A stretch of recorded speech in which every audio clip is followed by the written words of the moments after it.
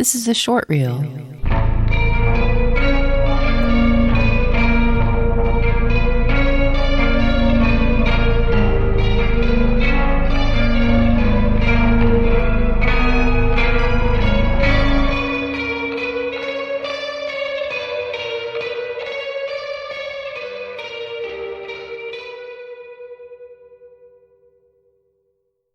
Welcome to the short reel. This is Ryan. I honestly don't know where Charles is this week. Last I heard, he lost his shirt to Stubbs and Jikey in a socially distant game of Omaha High-Low. He's likely selling off his VHS collection of Benny Hill and rolling coins, so I guess we'll catch up with him next week.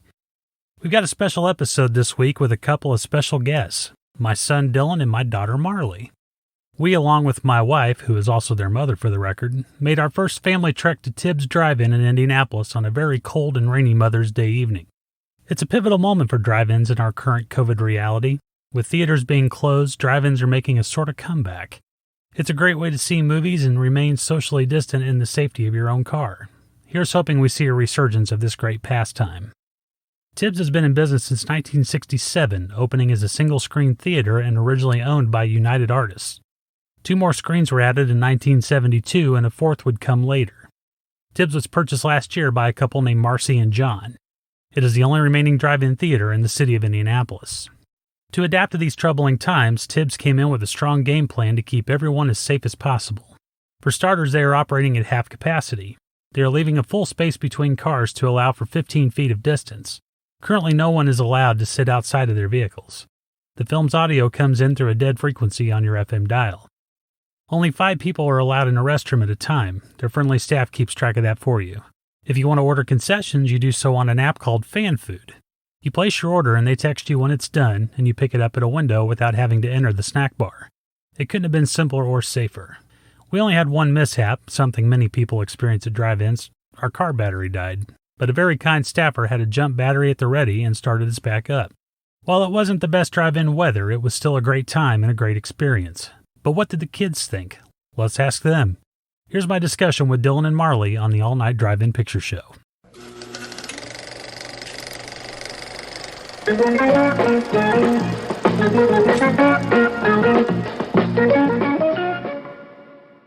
Sir, if you would, state your name and age for the record, please.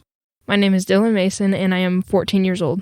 And you, ma'am, would you please state your name and age for the record? My name is Marley Mason, and I am 11 years old. And is it true that you are my children? That is very true. Yeah. We're here today to talk about your first drive-in movie experience.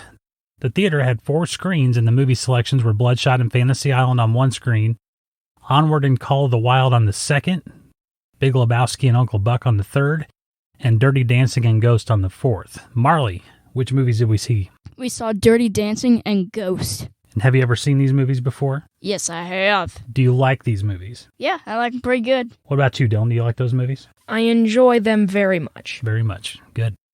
All right, so Dylan, you and I see a lot of movies together, and since my podcast partner Charles, or as you know him, Chuck, and I started doing the podcast together, you've heard me talk a lot about my love of going to the drive-in. My question for you is, on a scale of 1 to 10, how much does Chuck suck? Wow. On a scale of 1 to 10, I rate a 1. He is an awesome person, and I love him very much. Suck up. He's the man. He's man. He's the man. He's the man. No, seriously, Dylan, what was your first impression of the drive-in? What do you mean by that question? So when we got there, we drive up on it, you see the screens, we pull into the parking lot, we find our parking spot. Just what was your general first impression of the drive-in movie theater? I thought it was going to be a bizarre experience to start out, and it looked very interesting to say the least. Mm-hmm. But whenever I saw that they were showing all these old movies and new movies, I got kind of interested because then I knew I might want to go there to see new movies or see the classics like Dirty Dancing and Ghost. Yeah. So Marley, you're not a huge fan of going to the movies, and we seem to drag you along reluctantly most of the time, and you often fall asleep. So how was the drive-in experience different for you compared to going to like a movie theater like we always do? Yeah. Well, you're not in your cars at the movie theater. Right, obviously. In your car, I feel way more safer. You feel safer? Okay. Yeah. And there's not just sticky seats and snacks everywhere around the couch. It's just better. Yeah. And then the screen is just really cool.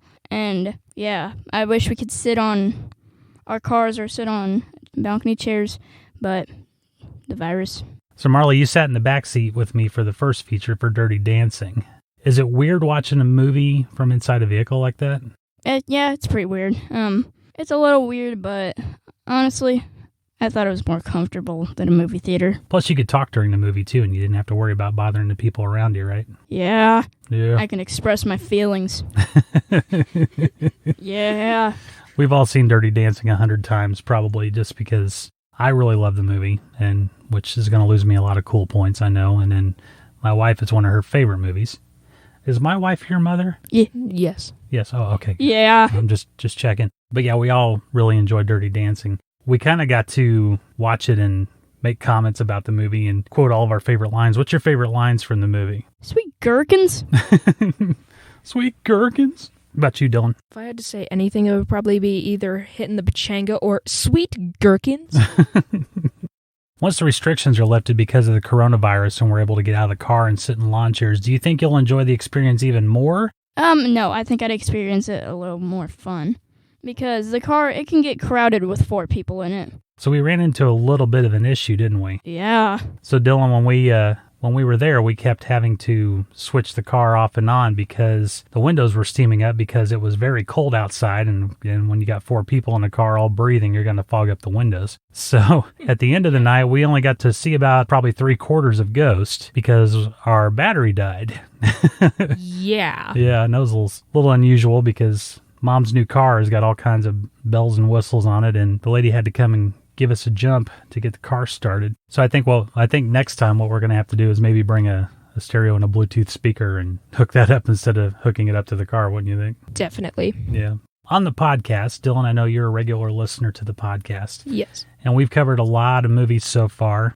If you could pick any 2 movies that we've covered on the podcast so far to see at a drive-in, what would you pick? I would probably pick, first of all, The Evil Dead. Yeah. Because not only is that one of my favorite movies of all time, because of it being so intensely scary and has some campy elements to it, and it's just gory and bloody and disgusting. Yeah. That would be the first one, and the second one would probably be Evil Dead 2, because why not? Yeah. One of mine would be The Sandlot. I like that movie very much. Yeah. It'd be a great drive-in movie. So, Marley, you'd like to see The Sandlot. What's another movie you'd like to see at the drive-in? Well, probably The Shining. I like that movie. Yeah. That'd be a very good one to see at the drive-in, wouldn't it? Very. So, Dylan, I would say you overall really enjoyed the drive-in experience. Am I right? I very much enjoyed the drive-in experience. It was one of the most entertaining and, in the end, sad experiences because the car died and we didn't get to finish Ghost, one of a beautiful Patrick Swayze movie.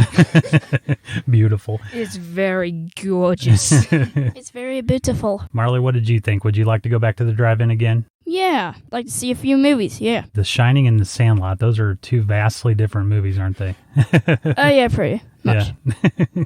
Should probably watch The Sandlot first. That way the kids can fall asleep and then you can watch The Shining afterward, right? Yeah. That's how it was when I was a kid. Yeah. So if you're in Indianapolis and you want to go check out Tibb's Drive-In, we highly recommend it. Really great place to see a couple of movies. And you got the seal of approval from a 14 and an 11-year-old over here. Indeed. And if you want to try something pretty tasty, go to the concession stand, buy yourself a big, fat, juicy bowl of popcorn. Popcorn. Say it again. Big, fat, juicy bowl of popcorn. Bag of popcorn. Bag of popcorn. Say one Bag more. of popcorn. Say one more time.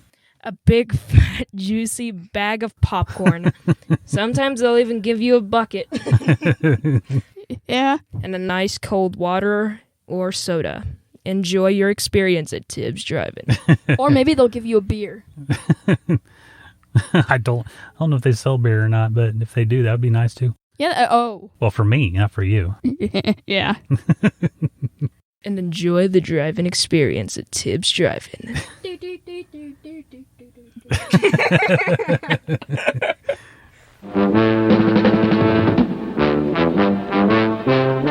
Coming soon to this drive-in theater.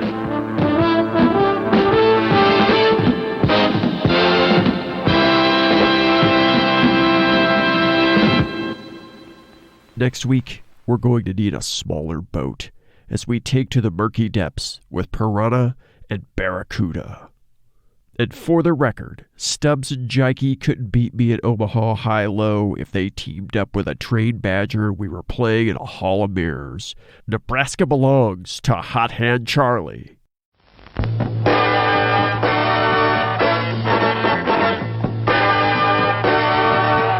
That's it for the short reel this week. You can connect with us by following us on social media at All Night Drive-In on Twitter and Instagram, by searching the All Night Drive-In Picture Show on Facebook, and by emailing us at allnightdriveinpictureshow@gmail.com.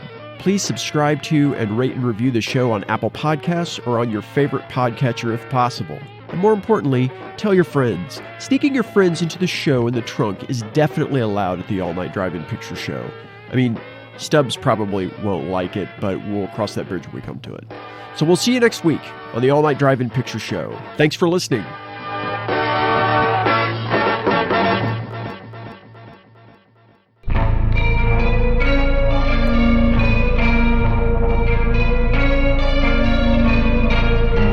The Short Reel is edited and produced by Markham Harvey.